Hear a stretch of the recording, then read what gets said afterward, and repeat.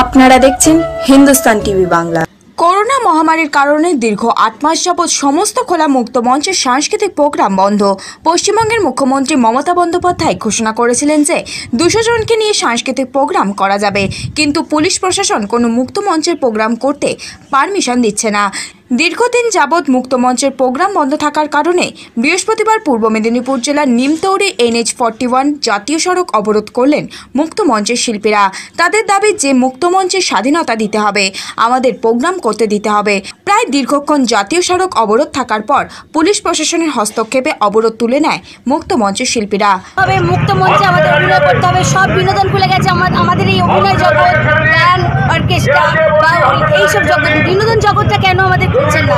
দিদি কেন আমরা সব কিছু থেকে বঞ্চিত আছি? দিদি সব দিকে কর্ণপাত করছেন, সব দিক দেখছেন, আমাদের দিকটা দেখছেন না। লক্ষ লক্ষ অভিনেতা অভিনেত্রী শিল্পী আছে, তারা সব অনাহারে, কেউ মারা গেছে, কেউ খেতে পারছে না, কেউ সবজি বিক্রি করছে, কেউ বিক্রি করছে। কেন আমাদের এই দুর্দশা?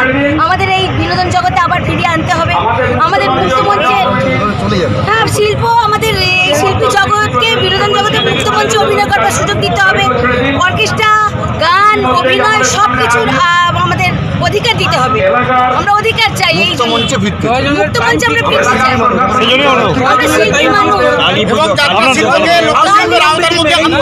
কালী পুজো থেকে আমাদের যাতে বিনোদন জগৎ ভুলে যায়, আমরা মুক্ত মঞ্চে যাতে অভিনয় করতে পারি, আমরা দুটো পয়সা নিয়ে আমাদের পরিবারকে বাঁচাতে পারি, নিজেরা বাঁচতে পারি।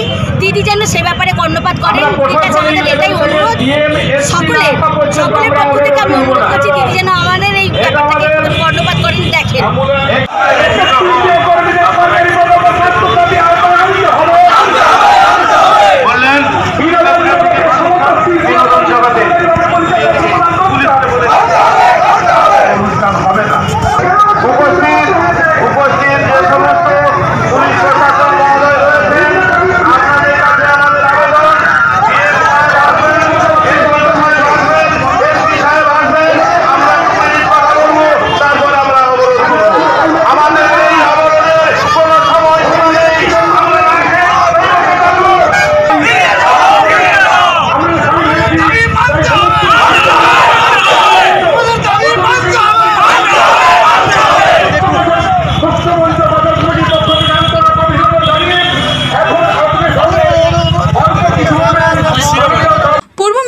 থেকে সঞ্জয় কাপুরের রিপোর্ট, হিন্দুস্তান টিভি।